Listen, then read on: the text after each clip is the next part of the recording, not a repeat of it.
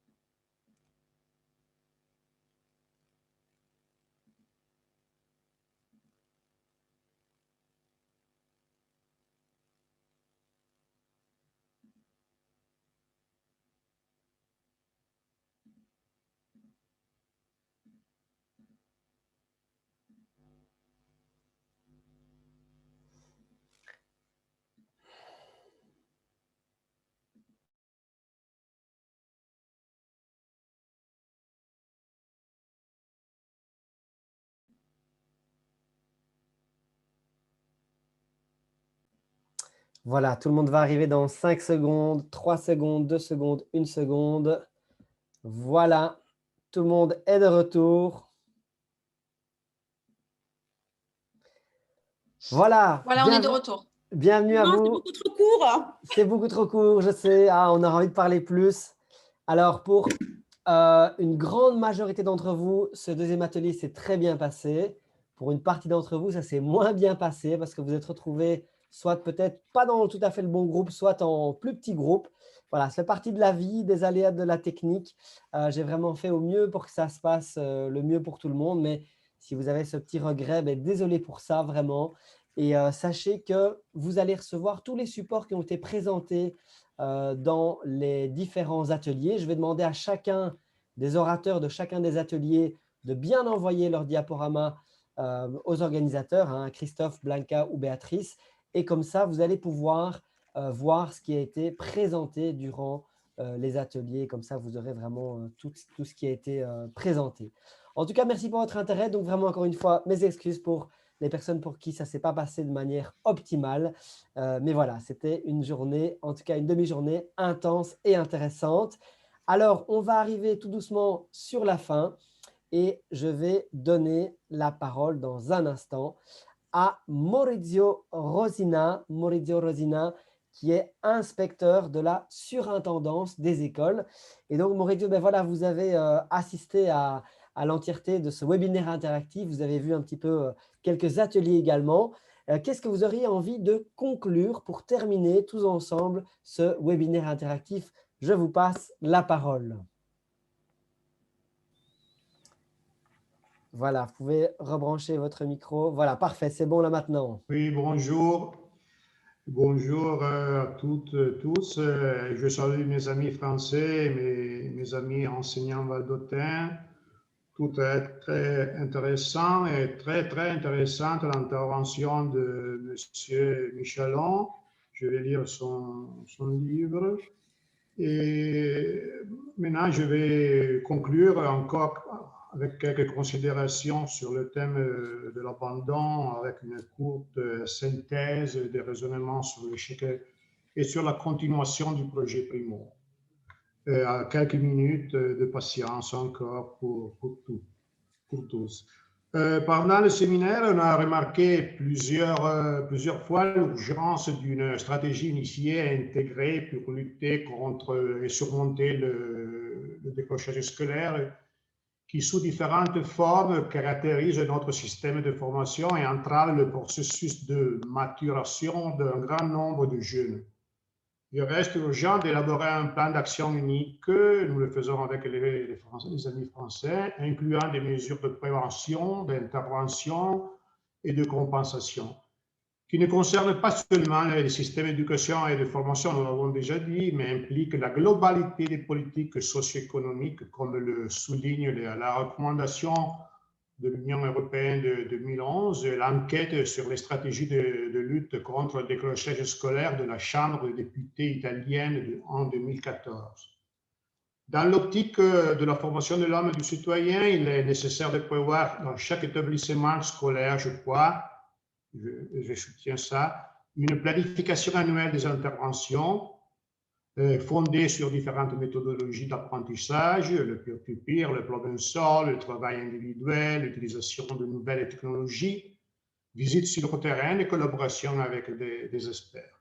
Je suis par la didactique inductive et en outre l'alternance entre l'école et le travail qui se base, comme toute l'éducation aux compétences, sur la circularité importante entre la théorie et la pratique, entre la dimension du curriculum et l'expérience, et particulièrement importante au cours des 3 années des lycées français et des lycées valdôtains. La personnalisation de l'apprentissage, l'implication active de l'élève, l'ouverture à la réalité extérieure sont en effet, selon moi, mais pas seulement selon moi, les seules façons de garantir un apprentissage durable.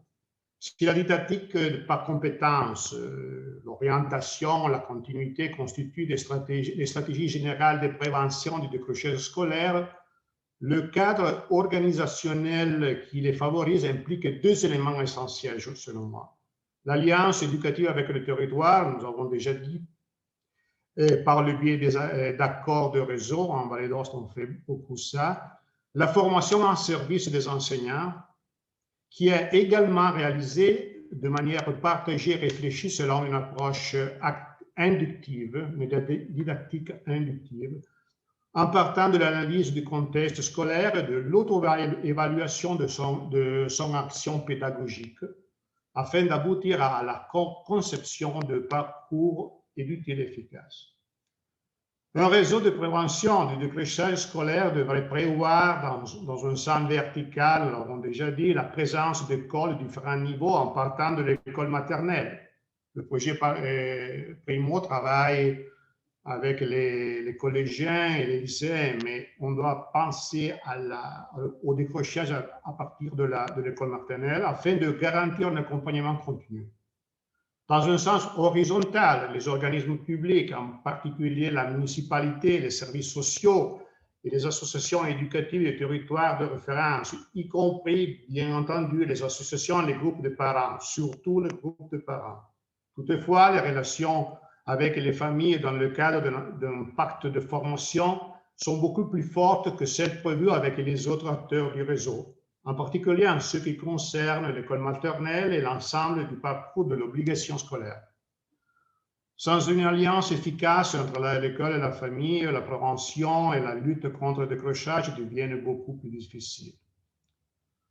Maintenant, je voudrais encore, enfin, aborder la question de la différenciation de l'enseignement, en particulier en soulignant que les activités proposées dans le projet Primo, telles que l'accompagnement personnalisé, les travaux en atelier, sont efficaces si l'on adopte des approches pédagogiques qui permettent d'optimiser pour chaque étudiant les temps d'apprentissage. nous l'avons déjà dit, on va remarquer ça. La différenciation pédagogique consiste en une approche globale qui prévoit certains grands principes qui, s'ils sont appliqués en classe dans n'importe quel type d'activité, faciliteront une meilleure prise en compte des différences en permettant les apprentissages de chaque élève, quels que soient les obstacles à franchir. En particulier, l'approche de l'enseignant doit être celle de questionner ses propres pratiques, plutôt que de centrer sur les causes externes à sa pédagogie, pour expliquer les difficultés que rencontrent les élèves. Et l'enseignant qui suit cette approche doit mettre en œuvre quatre principes selon moi. L'établissement de liens positifs avec les élèves, qui se renforcent quand ces derniers réussissent, et entre les élèves, ce qui instaure dans la classe un climat serein et sécurisé. La prise en compte du rythme d'apprentissage qui diffère selon les élèves, un étayage personnalisé fort pour aider les élèves à surmonter les obstacles qu'ils n'arrivent pas à franchir seuls, à traverser des activités nombreuses, spécifiques, et leur personnalité et leur profil cognitif dans le cadre d'un parcours adapté. Quatrième chose, une évaluation bienveillante. L'évaluation est très importante dans l'école, on doit penser bien à l'évaluation bienveillante grâce à une gestion des erreurs qui ne dévalorise pas les élèves et qui leur permet de rester motivés pour apprendre et poursuivre leur chemin. Pour revenir sur le projet Primo, qui devrait se développer selon des contenus de modalités déjà présentés, après une comparaison de bonnes pratiques entre les réalités scolaires françaises, italiennes et toutes les difficultés rencontrées à cause de la pandémie avec la révision du projet que nous avons fait, j'espère que l'année scolaire 21-22 nous permettra de mettre en œuvre les initiatives programmées que nous allons documenter pour les offrir au plus grand nombre de personnes possible, avec les derniers séminaires scientifiques dans l'année 2022. Un autre souhait est d'anticiper les relations entre les établissements français et valdôtains afin d'établir des contacts durables qui soient portés d'enrichissement culturel et éducatif. Les expériences se poursuivront dans les différents domaines d'action du projet que vous avez écoutés, de l'orientation, des arts performatifs et de l'alternance, notamment par des échanges en ligne entre classes et enseignants en utilisant la plateforme eTwinning. J'espère d'avoir des échanges sur la plateforme avec les établissements français. Et encore, et pour finir, dans l'espoir que la pandémie s'achève et qu'on puisse atteindre les objectifs du projet Primo et les communiquer à un grand nombre de personnes, je vous remercie de votre attention et je vous dis bonne journée à toutes et à tous. Merci beaucoup Maurizio, merci beaucoup pour cette clôture d'outre-frontières, puisque depuis l'Italie, merci beaucoup pour ça. Et on espère aussi, comme toi, hein, que la prochaine fois, on pourra se voir en live aussi, en personne. Hein, ce serait évidemment le plus intéressant. En tout cas, un grand merci pour ça. Alors, je vais clôturer avec vous. Je vous dis merci d'être resté jusqu'au bout. Merci pour votre présence, merci pour votre intérêt, merci pour vos questions, merci pour vos commentaires. Merci aussi évidemment à tous ceux qui ont participé aux ateliers en tant qu'orateurs. Vraiment, tout grand merci à tous. Je ne vais pas vous reciter tout le monde, mais vraiment merci à chacun. Merci à l'équipe avec laquelle on a préparé ce webinaire interactif, Christophe, Blanca et Béatrice. On a fait du travail ensemble qui était hyper intéressant. Donc, merci à tous. On va faire un dernier sondage, tout dernier sondage. Donc, je vous invite à vous connecter une dernière fois à WooClap pour la journée, en tout cas pour la matinée. Et donc, je vous envoie un dernier lien dans le chat si vous voulez vous connecter. Voilà. Et je vais vous poser une dernière question. Si vous deviez résumer en un mot votre état d'esprit en cette fin de webinaire interactif,